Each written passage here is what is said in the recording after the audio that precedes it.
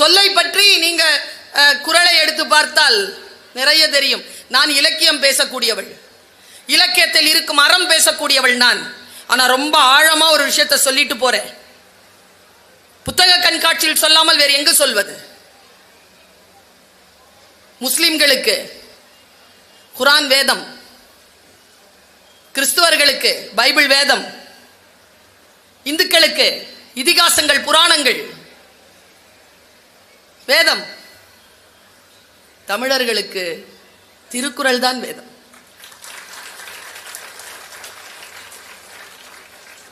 யோசிச்சு பார்க்கிற, இந்த குறளை நாம் சரியாக படித்திருக்கிறோமா? இந்த சிலபஸ்ல வச்சதுனாலேயே படிக்கலங்க. நம்ம தமிழ் வாத்தியார் 100 மார்க் போட மாட்டாரா? 40 குறள் இருக்குமா? அதுல கொஸ்டின் பேப்பர்ல 2 மார்க்குக்கு வருமா கடைசியா? எப்படியும் 98 வாங்கிட்டு போயிடலான்னு அந்த 2 மார்க் சாய்ஸ்ல விட்டு திருக்குறளை படிக்கல. நம்ம தேர்வுக்காக இல்லை, குறளை நம் வாழ்க்கைக்காக படிக்க வேண்டும். வாழ்க்கைக்கான சொல் மறைந்திருக்கிறது. அதுல போகிற போக்கில ஒரு நாளைக்கு ஒரு குறள் படிச்சு பாருங்க. உங்கள் வாழ்க்கையை புரட்டி போடுகின்ற ஏதோ ஒரு ரகசியம் அதற்குள் மறைந்திருக்கலாம். என்ன? கொஞ்சம் லேட்ரல் திங்கிங், கொஞ்சம் அனலிட்டிக்கல் திங்கிங், கொஞ்சம் கிரிட்டிக்கல் திங்கிங் இருக்கணும். அப்போ புரியும் சொல். அப்படியே சொன்னா புரியாது, அப்படின்னு போயிட்டே இருக்கணும். கொஞ்சம் கிரிட்டிக்கல் திங்கிங்ல யோசிச்சு பாருங்களேன், கொஞ்சம் காட்சிப்படுத்தி யோசிச்சு பாருங்க. இன்னைக்கு இருக்கக்கூடிய கல்வி முறையில் மிகப்பெரிய பலவீனமாக நான் கருதுவது, நான் ஒரு ஆசிரியர், இணை பேராசிரியராக இது என்னுடைய 25வது வருடம். ஒரு டீச்சரா 2024ங்கிறது என்னுடைய வெள்ளி விழா. நான் இதுவரைக்கும் 25 வருஷமா டீச்சரா இருக்கேன் சார். ஒரு மாணவி கூட என்னுடைய கிளாஸ்ல ஃபெயில் ஆனதில்லை. அதுதான் என்னுடைய பாஸ் மார்க். நான் வெற்றி பெற்ற இடம் அதுதான். அவ தயாரா தான் இருப்பா, நாங்க விடுறதில்லை, ஃபெயிலாக விடுறதில்லை. ஏன் தெரியுமா? எதையும் பிள்ளைகளுக்கு சொல்லி தந்து விட முடியாது, படிப்பது எப்படி என்று தான் சொல்லி தர முடியும். I cannot teach everything.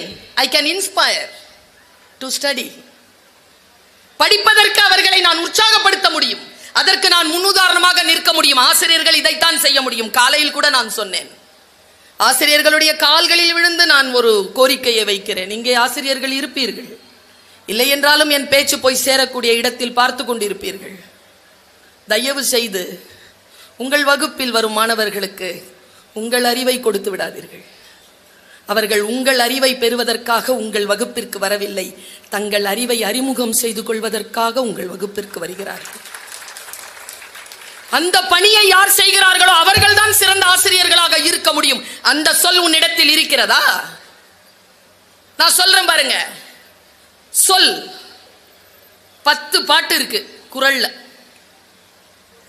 அதுல ஒரு பாட்டு என்ன தூங்கவே விடா, எப்ப நினைச்சாலும் தூங்க விட மாட்டாங்க எனக்கு அந்த பாட்டு. நான் சொன்ன உடனே திருப்பி சொல்வீங்க நீங்க, தீயினால் ஆறாதே. அப்படின்னா என்ன அர்த்தம்?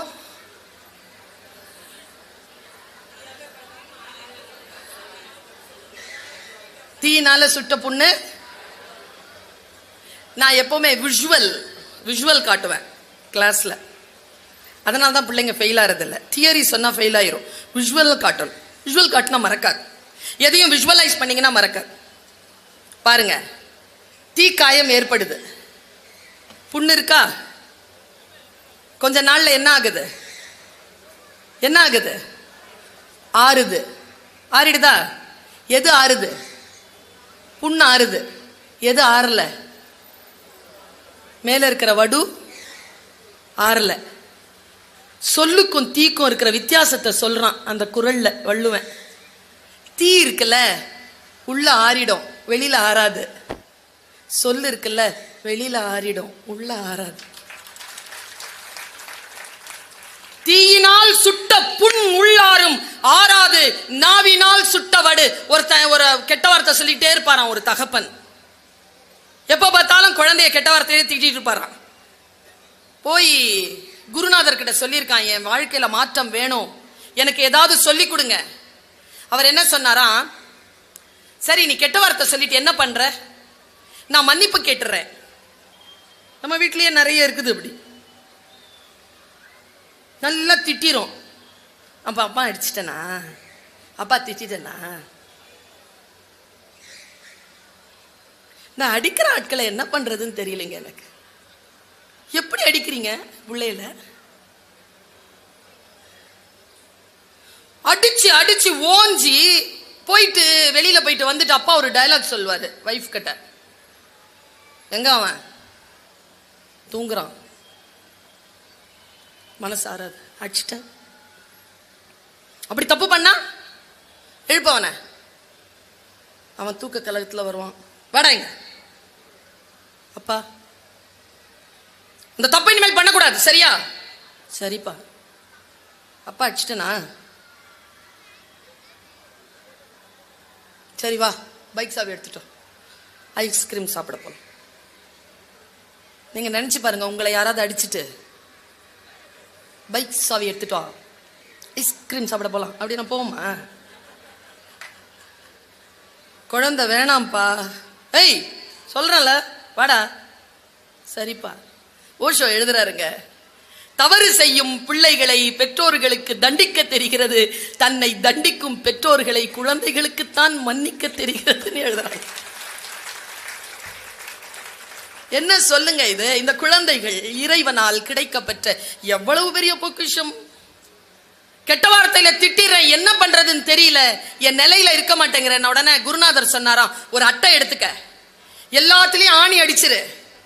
ஆணி அடிச்சு அடுத்த நாள் எல்லா ஆணியையும் எடுத்துட்டு வானார். சரி, ஆணி ஒவ்வொரு கெட்ட வார்த்தை சொல்லும் போது ஒரு ஆணி, அடுத்த நாள் எல்லா ஆணியையும் எடுத்துட்டு போனானா, அந்த அட்டையை கொண்டு வானாராம் குரு. ஆணி அடிச்ச, ஆணி எடுத்துட்ட, ஆனால் ஆணியால் அடிக்கப்பட்ட காயம் இருக்குல்ல, அந்த அட்டையில் அப்படியே இருக்குங்க.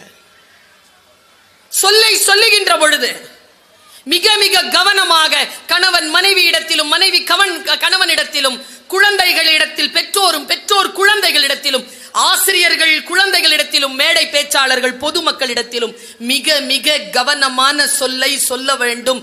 இல்லை என்றால் தீயினால் சுட்ட புண் உள் ஆறும் ஆறாது, நாவினால் சுட்ட வடு. கவனம், கவனத்தோடு நாம் இருக்க வேண்டும் என்கின்ற நிலையில் நான் ஒரு விஷயத்தை சொல்றேன். இந்த பெண்கள் நிறைய இருக்கிறீங்க, மதுரைனால பெண்கள் தானே, பவர்ஃபுல் லேடிஸ். சைலண்டா கை தட்டுதுங்க பாருங்க. ஏன் தெரியுமா? கூட்டிட்டு வந்திருக்கிற ஒரு பக்கத்துல உட்கார்ந்துருப்பார். Being a woman is happiness. பெண்ணாக இருப்பது மகிழ்ச்சிக்குரிய ஒன்று. ஆனால் நான்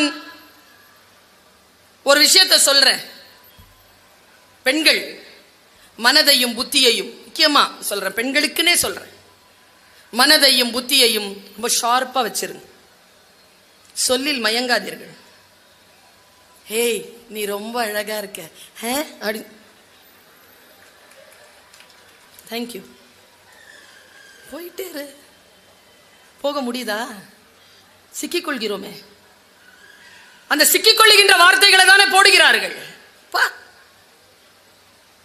அந்த வார்த்தைகளில் இருந்து வெளியில் வர முடியவில்லையே, சொல்தானே சிக்க வைக்கிறது. எனக்கு தெரிந்துங்க,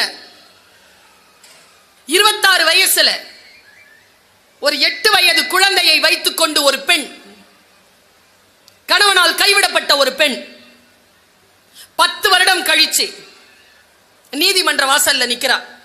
என்ன ஒருத்தன் ஏமாத்திட்டான். 10 வருஷம் கழிச்சு யார்மா புருஷனான்னு கேட்டா இல்ல, வேற யாரோ. புருஷன் போனதுக்கு அப்புறமா வேற யாரோ ஒருத்தங்க ஏமாத்தி இருக்காங்க, 30 லட்சம் ரூபாய் வரைக்கும் ஏமாத்தி இருக்காங்க. அவ நீதிமன்றத்தில் நிக்கிறா. நீதிபதி, பெண் நீதிபதி கேட்கிறாங்க, சரிமா 27 வயசுங்கிறது நல்ல அறிவான வயசு தானே, 10 வருஷம் ஏமாறலாமா ஒருத்தங்க? தொடர்ந்து அவன் தாலி கட்டினானா? இல்ல. காசு எல்லாம் வாங்கிட்டான், சரி. என்னத்துக்காக அவனோட வாழ்ந்த? அவன் சொல்ல நான் இப்ப சொன்னேன்னு வச்சுக்கங்களேன், கேட்கறதுக்கு அது சாதாரண சொல்லா இருக்கு. ஆனால் அந்த வினாடியில் அந்த பெண் அதை கடந்து வந்தாள்ல, அந்த கடந்து வருகின்ற பொழுது அவள் என்ன சொல்லை அதை எதிர்பார்த்தாள், அந்த சொல் அங்கிருந்து வந்துருச்சு, தோற்றாள். என்ன சொல்னா, சாப்பிட்டியா? அங்க சாப்பிட்டியான்னு சொன்னதுக்கா 10 வருஷம் 30 லட்சம்? டூ மச்ல. ஆனால் அந்த பெண் இழந்திருக்கிறாள். எந்த இடத்தில் ஒரு பெண்ணினுடைய மனம் கீழே, உன் பாதம் பட்ட இடத்தில் நான் சாதம் போட்டு சாப்பிடுவேன். அப்புறம் வாட் நெக்ஸ்ட்? டேய், போய் சொந்தமா உழைச்சி ஒரு அலுமினிய தட்டு வாங்கி அதுல சோறு போட்டு தின்ற நிலையில வந்ததுக்கு அப்புறமா பேசு. ஒரு பறவை கூட பெண் பறவையை கூட வேண்டும் என்றால் ஆண் பறவை கூடு கட்டிவிட்டு தான் பெண் பறவையிடம் வரும். இந்த சமூகத்திற்கு நாம் சொல்லி தரணுமா இல்லையா? பெண்களை சுரண்டக்கூடாது என்று சொல்லி தரணுமா இல்லையா? தலைமுறை எவ்வளவு முக்கியமானது. நான் ஒரு சொல்றேன் உங்களுக்கு இன்னைக்கு. நம் தலைமுறை ஏன் காக்கப்பட வேண்டும் என்பதற்காக சொல்லுகிறேன். ஒரு பெரிய தலைமுறை இங்க நிக்குது இல்ல. நம்ம எல்லாருமே இந்த புத்தக திருவிழா, நான், நீங்கள், இந்த காவல்துறை அதிகாரி எல்லாம் யாருக்காக தெரியுமா? நம் தலைமுறைக்காகத்தான். அந்த தலைமுறை காக்கப்பட வேண்டும் என்பதற்காகத்தான் எல்லாம். மண் விடுதலை கூட தலைமுறையின் விடுதலைக்காகத்தான். மண் விடுதலை தலைமுறையின் விடுதலைக்காகத்தான். பெண் விடுதலை தலைமுறையை காவு கொடுத்துவிட்டு எந்த விடுதலையும் எந்த சமூகத்திற்கும் அவசியம் கிடையாது என்பதனை புரிந்து கொண்ட தமிழ் மரபு சார்ந்த பெண் நான். தலைமுறையை எப்படி காப்பாத்துறது பாருங்க. சமீபத்தில் ஒரு கேப்ஷனோட ஒரு 30 செகண்டுங்க ஒரு ரீல் பார்த்தேன். 30 செகண்ட். என் வாழ்க்கையில நான் அந்த மாதிரி நான் ஒரு விஷயத்தை, ஒரு பரவசத்தை நான் அனுபவிச்சதே கிடையாதுங்க. இயற்கையின் மீது ஆர்வம் கொண்ட பெண் நான். பாரதியினுடைய இந்த பாட்டு கேட்கும் போதெல்லாம் மனசெல்லாம் நடுங்கிறோம். எப்பவுமே காக்கை குருவி எங்கள் ஜாதி, நீள் கடலும் மலையும் எங்கள் கூட்டம், நோக்கும் திசையெல்லாம் நாமன்றி வேறு இல்லை, நோக்க நோக்க களியாட்டம். என்ன வார்த்தை அது? கொஞ்சம் யோசிச்சு பாருங்க. நீள் கடலும் மலையும் எங்கள் கூட்டம், நோக்கும் திசையெல்லாம் நாம் அன்றி வேறு இல்லை. தமிழ் மரபு. நான் ஒரு ரீல்ஸ் பார்க்கிறேன் 30 செகண்ட். ஒரு தேர்ந்த யாரோ ஒரு சுற்றுச்சூழல் நேசிக்கின்ற ஒரு மனிதன், ஒரு ஆறு ஓடிட்டு இருக்கு. அந்த ஆறுல கடந்து போறான். ஒரு சின்ன பாறை, அந்த பாறையில உட்காந்துட்டான். அவனை இன்னொருத்தன் கேமரா பிடிச்சிட்டு இருக்கான். இந்த நாடு இல்ல, வெளிநாடு. பிடிச்சிட்டு இருக்கான். அந்த பாறையில உட்காந்து 30 செகண்ட்ஸ் ரீலுங்க. எத்தனையோ விஷயங்கள், சொல்ல முடியாத விஷயங்கள் அந்த 30 செகண்ட்ல அவன் சொல்லிட்டாங்க. நான் இளைஞர்களையும் பெண்களையும் ஆண்களையும் பார்த்து கேட்கிறேன், உங்கள் கையில் ஒரு ஆயுதம் இருந்தால் அந்த ஆயுதத்தை எப்படி பயன்படுத்துவது என்பதற்கு இந்த ரீல்ஸ் நான் சொல்றேன். இன்னைக்கு தனி மனிதர்கள் கிட்ட வந்துருச்சு இல்ல சோசியல் மீடியா. நாம் எவ்வளவு பொறுப்புடன் இருக்க வேண்டும் என்பதற்காக நான் இதை சொல்கிறேன். அந்த பாறையில உட்கார்றாங்க. அவனுடைய பேக் பேக் எடுத்து, அந்த பேக் பேக்ல இருந்து நிறைய ஏதோ ஒன்று எடுத்தான் பாருங்க. அவ்வளவும் இலை. அந்த இலையை அவன் பின்றாங்க. பின்னி ஒரு போர்வையா போத்திக்கிட்டு நடுவில் ஒரு கேமரா வச்சுட்டு அப்படி உட்கார்றான். அவன் கேமரா நேரா ஒரு மரம் இருக்கு, தண்ணி நிலை இருக்கு, அங்க போகுது. அதை வெளியில இருந்து ஒருத்தன் போட்டோ பிடிச்சிட்டு இருக்கான், கேமரா பிடிச்சிட்டு இருக்கான். ஒன்றும் இல்லை. என்ன காட்சி தெரியுமா சார்? ஒரு பறவை, பெரிய பறவை, எங்கிருந்தோ பறந்து வந்து அந்த மரத்தில் உட்காந்துருச்சு. மறுபடியும் பறக்குது, தண்ணி கிட்ட வருது, மறுபடியும் திரும்பி போகுது, மறுபடியும் வருது, மறுபடியும் 3-4 வாட்டி வருது போகுது. எவ்வளோ நேரத்துக்கு அவன் இருக்கிறான்னு தெரியல. அங்கே 3-4 வாட்டி நமக்கு காட்டுறான். வந்துட்டு அடுத்த கடைசியா வந்து என்ன பண்ணுச்சு, அந்த தண்ணியில இப்படி முங்கி வாயில இருந்து ஒன்று எடுத்துச்சு பாருங்க. இவ்வளோ பெரிய மீன் நேரா எடுத்துட்டு போய் கிளையில உட்காந்து வாயில இருந்து காலுக்கு கவிர்ச்சிங்க. காலில் அந்த மீன் துடிக்குது, அந்த வால் துடிக்குது. அந்த கண் இப்படி தானே இருக்கும் அதுக்கு, இந்த ஓரக்கண்ணில் அதை பார்க்குது. காலை ஏதோ இப்படி பண்ணுது, இப்படி பார்க்குது, மறுபடியும் கொத்த போகுது, மறுபடியும் இப்படி பார்க்குது. மறுபடியும் என்ன பண்ணுச்சு, வாயில் அதை எடுத்துருச்சு. எடுத்துட்டு நேராக பறந்து வந்து அதே இடத்துல போட்டுருச்சு. இவ்வளோதான் காட்சி. அந்த ஆள்ல அந்த கேமரா வச்சிருந்த ஆள் அதை அப்படியே கொண்டு போய் தண்ணிக்குள்ள இறக்குறான்.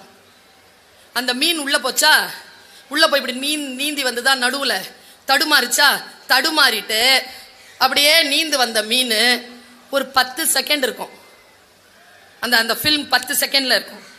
அதனுடைய பின்பகுதியிலிருந்து வெறும் முட்டைகளா வெளியில வருது. பறவை நம்ம கிட்ட என்ன தெரியுமா சொல்லுச்சு?